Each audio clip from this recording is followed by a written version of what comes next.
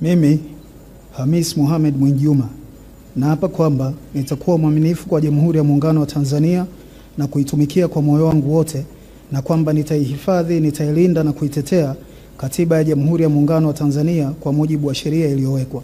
Ewe Mwenyezi Mungu nisaidie. Mimi Hamis Mohamed Mwinjuma naapa kwamba nitaitumikia vyema na kwa moyo thabiti Jamhuri ya Muungano wa Tanzania katika kazi zangu za naibu waziri wa habari, utamaduni, sanaa na michezo, na kwa wakati wote nitamshauri kwa hekima na uaminifu Rais wa Jamhuri ya Muungano wa Tanzania, na kwa vyovyote vile sitatoa siri za baraza la mawaziri. Ewe Mwenyezi Mungu nisaidie.